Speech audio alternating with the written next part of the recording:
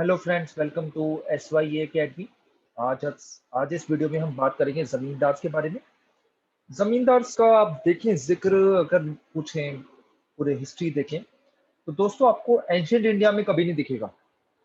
Right. Ancient India आपने पढ़ी पूरी, कभी ये वर्ड्स ना जमींदार्स, हम तो फ्यूडल सोसाइटी सुन लेते हैं, कभी समंता से समंता सुन लेते हैं, फ्यूडल लॉर्ड सुन लेते हैं ना, लेकिन जमीन जमींदार वर्ड नहीं सुनते। राइट। तो जमींदार जो वर्ड है आप याद रखिए कि मेडिवल इंडिया का वर्ड है। ठीक है, मेडिवल इंडिया सल्तनत एज में हमने शुरू में कुछ मिलेगा जिक्र। फिर दोस्तों हमें इसका मुगल पीरियड जब हम देखेंगे तो इसका काफी ज्यादा आपको बातें दिखेंगी जमींदार पे, और काफी इंपॉर्टेंट टॉपिक है ये। साथ साथ दोस्तों मैं आपको ये बता दूं कि जमींदार, हम इंडियन मूवीज देखते हैं तो काफी बुराई होती है उनकी, क्योंकि वो जमींदार जो हैं वो आए जमींदार इंडिपेंडेंट इंडिया के जमींदार हैं। ठीक है, जो हम मूवीज में जनरली देखते हैं। ये जमींदार उनसे थोड़े डिफरेंट दिखेंगे। हाँ, वैसे वैसे ही है, लेकिन थोड़े से डिफरेंट दिखेंगे आपको ये वाले जमींदार। ठीक है। तो यहाँ पे आपको ये समझने की कोशिश करनी होगी दोस्तों कि देखिए पूरे मेडिवल इंडिया में चल रहे हैं और साथ साथ ये 20वीं सदी में भी रहे हैं। और मैं सच बताऊं तो जो लोग ईस्ट इंडिया में रहते हैं, बिहार हो गया, जैसे झारखंड, ये सब एरियाज हो गए ना, ईस्ट यूपी हो गए, अभी भी काफी लोगों को वहां पे बोला जाएगा जमींदार। ठीक है, अभी भी, आज 21वीं सदी में। तो देखिए ऐसा भी है। लेकिन मैं आपको बता दूं कि as per law, as per India का जो लॉ है ना, इंडिया का लॉ, जमींदारी अबॉलिश कर दी गई है। तो अब तो जमींदार नहीं होते लॉ वाइज। ठीक है, लॉ के अकॉर्डिंग तो नहीं है, लेकिन फिर भी बोला जाता है ये जमींदार साहब हैं, उनके बेटे जो चलते हुए आ रहे हैं। ठीक है।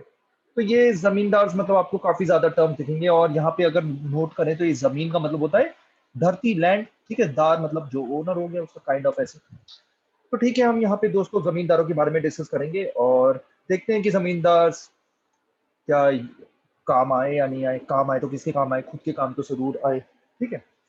So these were the zamindars who were landed proprietors who also enjoyed certain social economic privileges by virtue of their superior status in the rural society. Superior status था दोस्तों, इनका इकोनॉमिक स्टेटस भी बेटर था, इनका social status भी better था। Economic मतलब धन वगैरह है, सोशल मतलब इनकी कास्ट वगैरह भी बढ़िया है। और वैसे आप एक चीज नोट करें तो कास्ट जो होता है वही आपका इकोनॉमिक स्टेटस भी सुधार देता है। ऐसा तो एंशियंट इंडिया, मेडिवल इंडिया में होता है और आज भी हो रहा है unfortunately. Caste was one factor that accounted for the elevated status of zamindar, जो मैंने अभी बोला। कास्ट आपकी बढ़िया है, अपर कास्ट के हो, ब्राह्मण हो, क्षत्रिय हो, और तो आप जमींदार भी जनरली जनरली जमींदार जो है वो ब्राह्मण और क्षत्रिय ही है। आप ये नोट करेंगे। एक्सेप्शंस आपको तब भी दिखेंगे। एक और फैक्टर जो है, another factor was that they perform certain services for the state. तो ये आप कह सकते हो खिदमत, खिदमत कर रहे हैं, सर्विस, खिदमत करना मेरी है ना, बोलते हैं वैसे खिदमत मतलब सर्विस। तो स्टेट को सर्विस प्रोवाइड करते थे। ठीक है, स्टेट काफी बार आपको दिखेगा कि स्टेट ही इन्हें अपॉइंट कर रहा है। ठीक है। Zamindars held extensive personal lands called milkiyat. मिल्कियत बोला जाता है इनकी लैंड। मिल्कियत मतलब जो बहुत दूध निकाले, ऐसे ना, मिल्कियत मतलब ऐसे करके आप समझने की कोशिश करें आप, इसका मतलब है कि खूब धन निकलता है वहां से, मीनिंग प्रॉपर्टी। ठीक है, मिल्कियत मतलब प्रॉपर्टी। मिल्कियत लैंड वो cultivated for the private use of zamindars, often with the help of hirers और सर्वाइल लेबर। तो जमींदार दोस्तों आपको जो जनरली टर्म दिखता है जमींदार, काफी आपको ऐसे दिखेंगे कि हाँ ये रूरल सोसाइटी से एसोसिएटेड है, वहाँ इनका लैंड वगैरह है। लेकिन ये दोस्तों ये क्लास है जो रहती वहां नहीं है। रहती काफी बार टाउन्स में भी दिखेंगे, काफी बार ये आपको दिखेगा कि सेमी रूरल और सेमी अर्बन एरियाज में रहेंगे, काफी बार ये रहते भी नहीं है। इसके साथ साथ आपको एक और चीज आपको मैं समझा दूं, जमींदार कभी भी, जमीन नाम, इनके नाम में तो जमीन आ रहा है, लेकिन ये नहीं है कि जमीन पे काम वाम करते हैं, ये काम करवाते हैं। आई होप ये पॉइंट क्लियर हो रहा होगा। जमींदार, इनका बहुत बड़ा बड़ा लैंड होता है। ठीक है, ये चीज ऑलमोस्ट ट्रू है, इवन मेडिवल इंडिया, और आज भी ट्रू थी। ठीक है, जब जमींदारी अबॉलिश किया गया। ये जनरली रहते शहरों में है, काफी बार ये है सेमी अर्बन एरियाज में रहते हैं। ठीक है, जो रूरल एरियाज नहीं है। और ये मतलब आप समझ लें मल्टीपल एक्टिविटीज करते हैं। होता है ना, एक आदमी 100 काम, मतलब ये मैन्युफैक्चरिंग भी चल रही है, इनका लैंड भी है, तो मतलब एक ही आदमी बहुत सारे काम कर रहा है। आर्मी भी है, गुड्डा भी बना हुआ है, सब चीजें एक ही आदमी कर रहा है। तो आपको एक मल्टी टैलेंटेड इंसान यहाँ पे दिखेगा। ठीक है।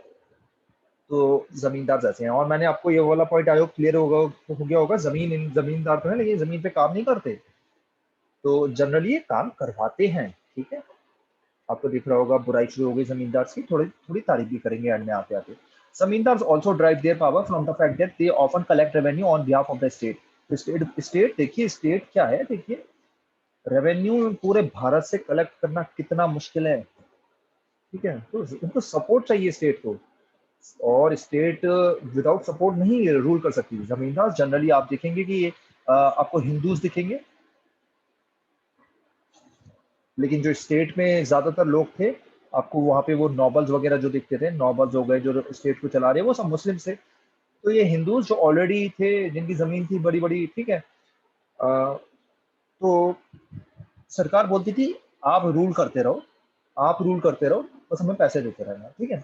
A service for which they were compensated financially, पैसे दिए थी सरकार काफी, मल्टीपल तरीके थे सरकार के भी पैसे लेने के। सरकार बोलती थी आप सारा धन मुझे दे दो, 100 का 100%, और मैं आपको अपनी से आपकी सैलरी दे दे रहा हूँ, मैं 1/3 इसमें से काट लूंगा, और आपको सैलरी जो है 66 रुपीज आपकी सैलरी दे दे रहा हूँ, 1/3 मेरा हो गया, ठीक है। काफी बार एक तरीका ये था, मल्टीपल तरीके थे जो इस बुक में मेंशन नहीं है, लेकिन मैं आपको वैसे ही समझा रहा हूँ।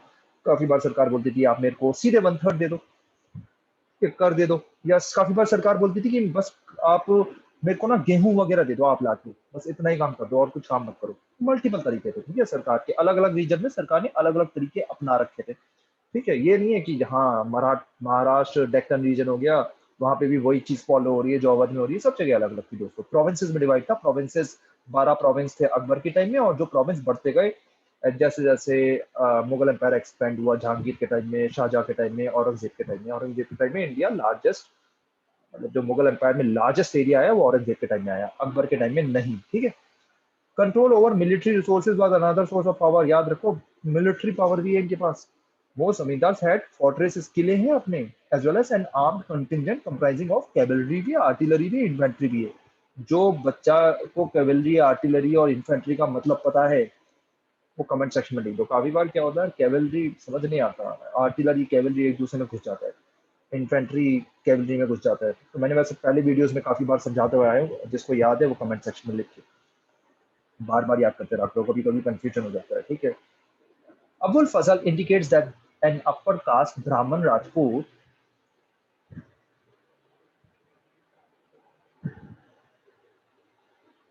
अपर कास्ट, या अबुल फजल बोल रहे हैं, जिन्होंने एन अकबरी बुक लिखी है, combine had already establish firm control over rural society. तो ब्राह्मण राजपूत का कंट्रोल है, ब्राह्मण ब्राह्मण हो गए, ठीक है, राजपूत जनरली क्षत्रिय होते हैं, ठीक है, उनका ही पूरा कंट्रोल था जमींदारी सिस्टम पे, ठीक है दोस्तों।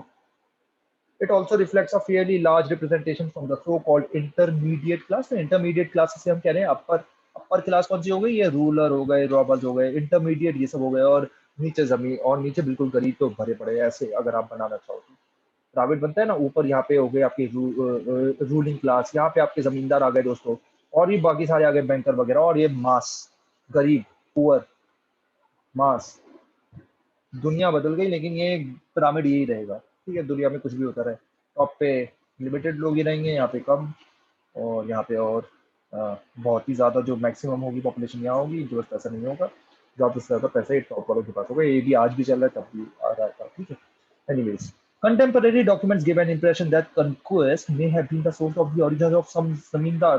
तो यहाँ पे थोड़ा सा डिस्कशन की कोशिश कर रहे हैं कि जमींदार आ कैसे गए उड़ के, समझ नहीं आ रहा। तो कंटेम्पररी डॉक्यूमेंट्स कह रहे हैं कि यार लगता है कंकेस्ट की वजह से जमींदार आ गए। कैसे? The disposition of weaker people by a powerful military chieftain was quite often a way of expanding a zamindari system. तो क्या होता था, सरकार ने कब्जा करा किसी जगह पे, सरकार ने कैसे कब्जा करा, अपनी आर्मी भेजी, कब्जा कर लिया, है ना। काफी लोगों की जमीन छिन गई, और जमींदार को बोल दिया गया ये आपकी जमीन है, ठीक है। या किसी और बंदे को लिया है, बोल दिया यार भाई तू क्या काम कर, ये जो लैंड है ना, ये तेरा हो गया, इसकी जमींदारी तू देख, ठीक है दोस्तों। ऐसे जमींदारी मिली है दोस्तों, ये मत समझना कि मेहनत से मिली है। जब एक बार इंडिया में जब जमींदारी अबॉलिश हो रहा था ना, तो काफी लोगों ने ये वाले पॉइंट्स दिए कि जमींदारी हमने तो मेहनत से कमाई है। ये पॉइंट बिल्कुल गलत है। आपके वाला पॉइंट आई होप अप्रिशिएट कर पा रहे हैं यहाँ पे। जमींदारी किसी को भी मेहनत से नहीं मिली, हाँ मिल गई होगी, कुछ लोगों को मेहनत से मिल गई होगी, मेहनत भी क्या, लेकिन यहाँ ज्यादातर आप देखो तो कब्जा किया गया है लैंड का। It is however unlikely that the state would have allowed such a show of aggression by a zamindar unless he had been confirmed by an imperial order।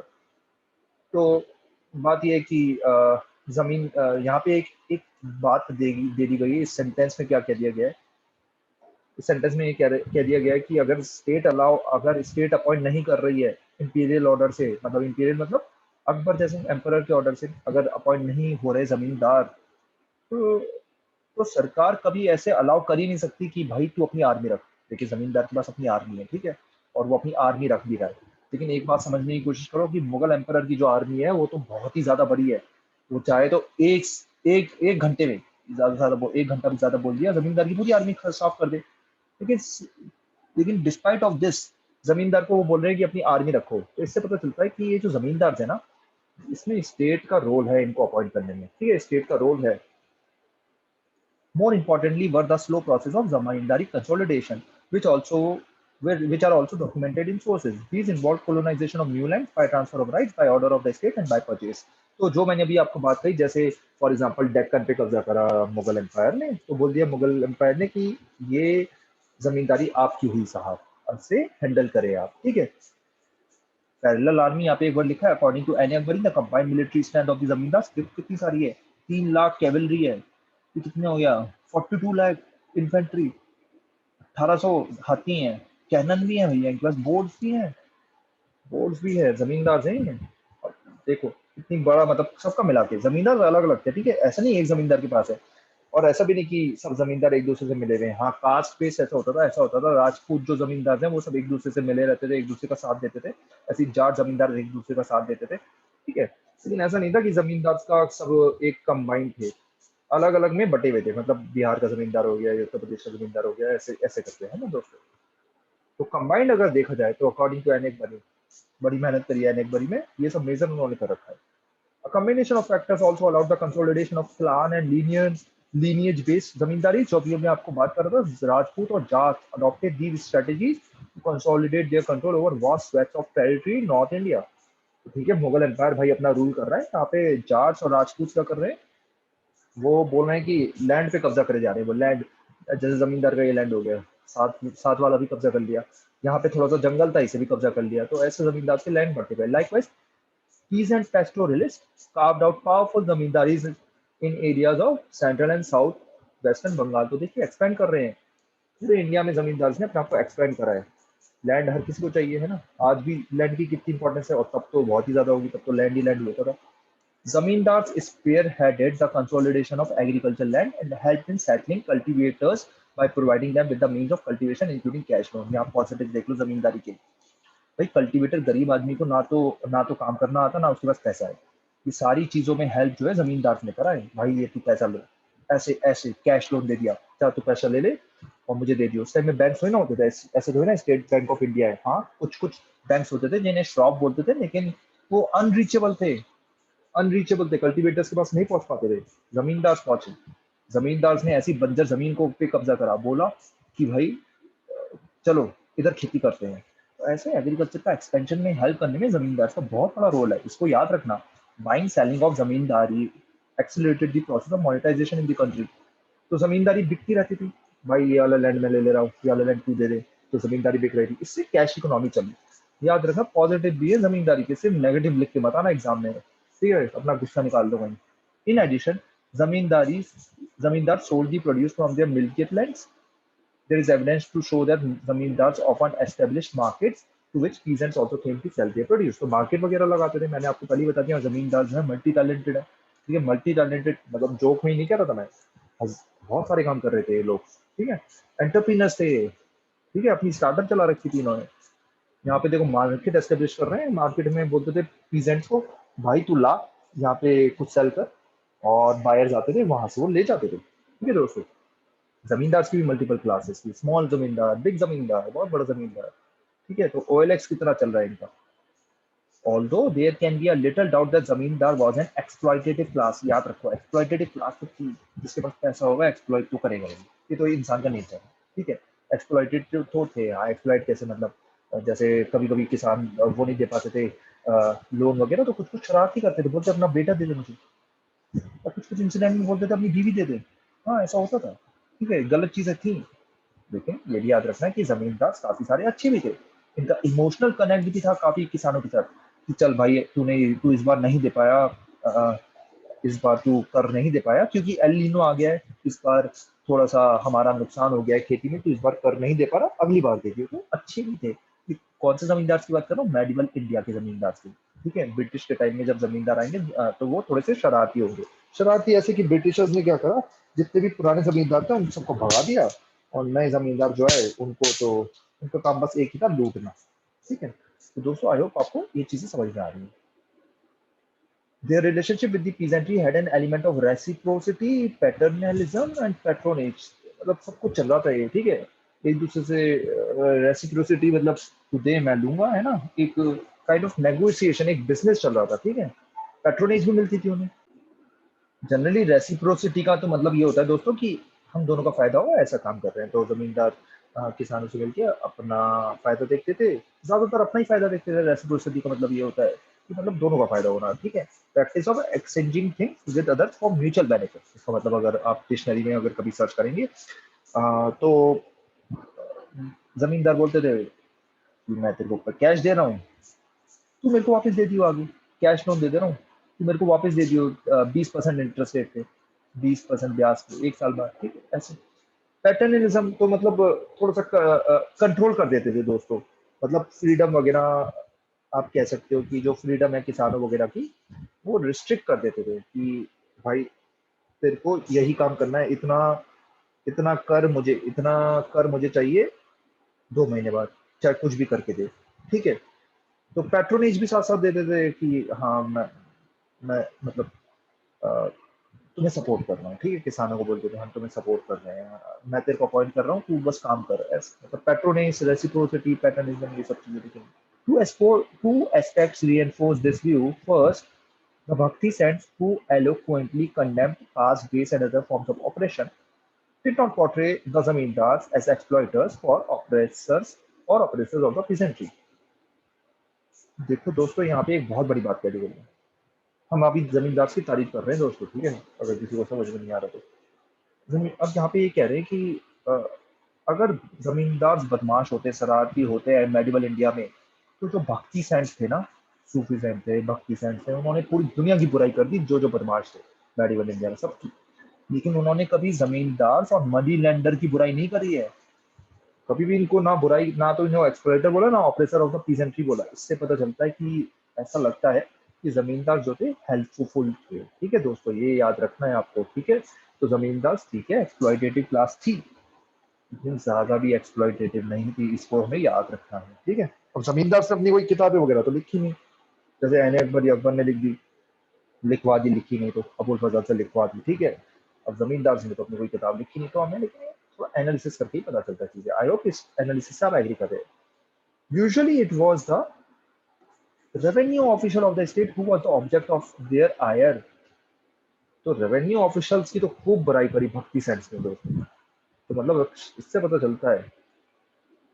तो यहाँ पे देखो क्या लिखा है, who eloquently condemned caste based and other operation। उनको तो condemn करा था भक्ति सेंस में, लेकिन इन्होंने जमींदार और मनी लैंडर की बुराई नहीं करी। यूजुअली रेवेन्यू ऑफिशियल जो होते थे ना स्टेट के, वो उनकी खूब बुराई करी भक्ति सेंस ने। सेकंड, एक और चीज हमने देखी, in a large number of agrarian uprisings which erupted in North India in the 17th century, zamindars often received the support of the peasantry in their struggle against the state। तो जब भी जमींदार versus state fight हुई, Z versus S, peasantry ने हमेशा जमींदार का साथ दिया है। इससे पता चलता है कि जमींदार, मान लिया जैसे होते हैं ना पेरेंट्स, पेरेंट्स में थोड़े डांटते वाटते रहते हैं, खूब पिटाई करते हैं, लेकिन तब भी बच्चे उनसे प्यार करते हैं। तो ऐसा ही रिलेशनशिप था, तो ऐसी रेसिप्रोसिटी, पैट्रोनेज है ना, जो वर्ड्स लिखे हैं ऊपर, वो यहाँ पे आपको आई होप समझ में आ रहे होंगे, है ना। ऊपर यहाँ पे वर्ड्स लिखे थे, हमने हमने 3 वर्ड्स पढ़े थे। ये देखो, रेसिप्रोसिटी, पैटर्निज्म एंड पैट्रोनेज, ये रिलेशनशिप थी बिटवीन बिटवीन जमींदार और पीजेंट्स, ठीक है। तो जब भी स्टेट की फाइट हुई, स्टेट का साथ नहीं दिया पीजेंट्स ने, जमींदार का साथ दिया, ठीक है। भले ही जाट्स वर्सेस मुगल हो, या सिक्स वर्सेस मुगल हो, है ना, या सतनमीज की लड़ाई हो, हमेशा साथ दिया पीजेंट्री ने। जिससे पता चलता है कि जमींदार जो थे देवर नॉट एक्सप्लॉइटेटिव क्लास। हाँ, कुछ कुछ गलतियां थी, हमें देखी ऊपर, ये सारी गलतियां नहीं थी। यहाँ एक क्वेश्चन दे रखा है, जमींदारी सिस्टम खत्म हो गया, zamindari system was abolished in India after independence. शुरू में ही बता दिया था मैंने, है ना। जमींदारी सिस्टम इंडिया में अबॉलिश कर दिया गया है और बहुत बड़ी मेहनत करी इंडिया ने और बहुत काम करा, तब जाके हुआ है। और बड़े अच्छे से एलिमिनेट हुआ है, मतलब लैंड लैंड रिफॉर्म्स बहुत हुए भारत में। उसमें से एक लैंड रिफॉर्म था कि जमींदारी सिस्टम को अबॉलिश कर दिया गया। एक और लैंड रिफॉर्म ऐसा था कि जमीन को बांट के छोटा छोटा डिवाइड कर दिया गया। तो जमींदारी सिस्टम को पक्का तरीके से अबॉलिश कर दिया गया, लेकिन जैसे ये था कि लैंड को डिवाइड कर देंगे छोटे छोटे पार्ट्स में, ये सक्सेसफुल नहीं हो पाया। लेकिन जमींदारी सिस्टम सही से अबॉलिश इंडिया में हो गई, हर स्टेट में। Read through this section and identify reason why this was done. अब बताओ, ये बात कह दी तो मैंने, आई होप इसका आंसर आप दे पाओगे। जमींदार में जो इशू था, ऊपर ऊपर हमने देखा कि यार एक बंदा बैठा है दिल्ली में, खेत है बदायूं में, खेत है बदायूं में दोस्तों, है ना। बंदा बैठा है दिल्ली में, ये जाता है हर महीने एंड में बोलता है चल भाई पैसे दे मुझे। ना तो ये कुछ कर रहा है ना कुछ, बड़ी सी जमीन बस बदायूं में है, लोगों का ना उसे प्रॉब्लम की समझ है, बस पैसे मांगने आ जाता है हर हर हर महीने के एंड में। और रहता दिल्ली में, बदायूं में खेत है, इसको ना ये पता बदायूं में खेती हो नहीं पा रही, कितनी प्रॉब्लम है, इरिगेशन की प्रॉब्लम है, इस साल तो सूखा पड़ गया है। ये इशू था जमींदारी के साथ असली वाला। आई होप ये वाला पॉइंट आप समझ पा रहे हो। जब रेंट नहीं दे रहा, रेवेन्यू नहीं दे रहा, टैक्स नहीं दे रहा, तो पिटाई कर रहा है, बच्चों को ले जा रहा है ना।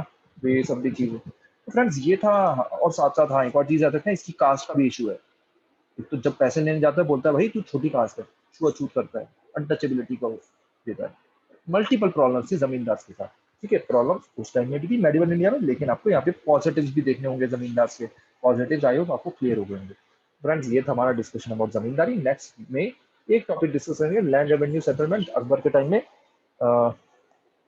N A जयसाला। ठीक है। और ये आपको याद रखना है कि अगर आप हिस्ट्री के एग्जाम दे रहे हो ना, कभी ना कभी तो ये क्वेश्चन कहीं ना कहीं देखिएगा, land revenue system. Okay friends, thank you and take care.